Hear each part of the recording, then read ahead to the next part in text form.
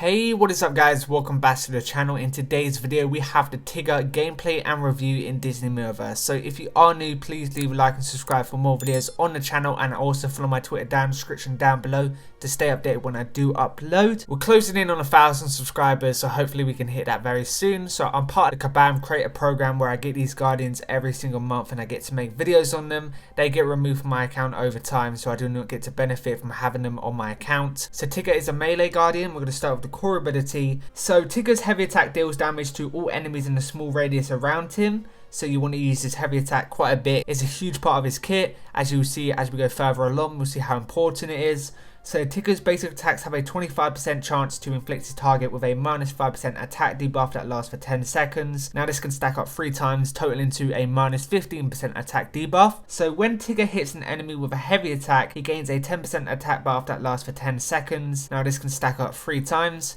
And using a heavy attack is very important. Getting this attack debuff is really good, and it's going to be really beneficial for when you use your special ability, which we're going to move on to now. So Tigger slams down on the ground next to his combat target, dealing 400% damage. If Tigger has 3 or more attack buffs, his special ability hits every enemy. So this is every enemy in the encounter. It can be an enemy that's far away fighting somebody else. They will all get hit if you have 3 or more of these attack buffs, and to get these attack buffs you need to use your heavy attack 3 times. So if Tigger's target has 1 or more attack debuffs, Tigger inflicts them with knockback.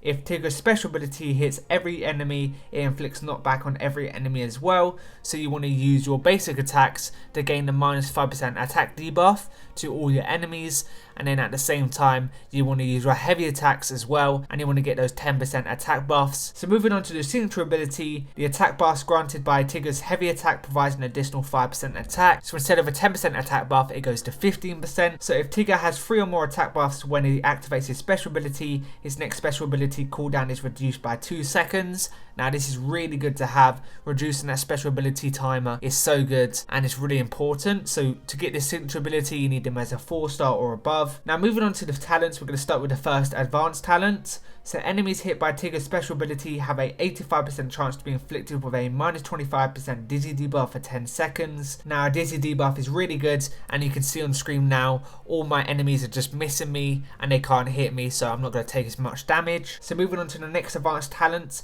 Tigger's special ability grants him 8% armor. If Tigger has 3 or more attack buffs, his special ability grants him an additional 19% armor. So once again, you need to build him up, you need to have those attack buffs, and when you use your special ability, you're going to gain 20% armor, and it's just really good.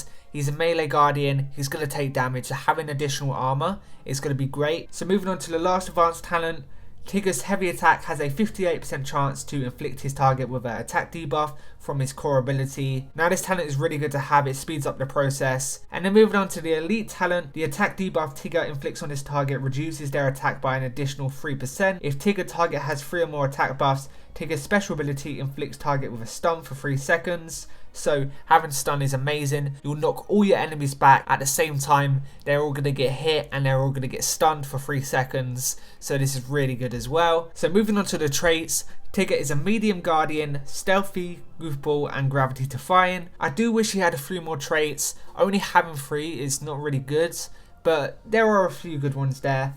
So what's my overall thoughts on Tigger? He's not the best guardian in the game. I would say Jasmine is the better guardian this month, and she's going to overshadow him. But Tigger is a really fun melee guardian to use. His ability to stun, knock back and hit all your enemies, also applying those dizzy debuffs, also applying those attack debuffs as well. He's a really good guardian, he's really fun to use. I would say this year he's my favourite guardian. He's so good to play, he feels really great, and at the same time he's quite a solid option. So if you do get him, I would definitely rank him up. Let me know what you think down below. We're going to get into some gameplay now. Thank you for watching, and I'll see you in the next one. Peace out.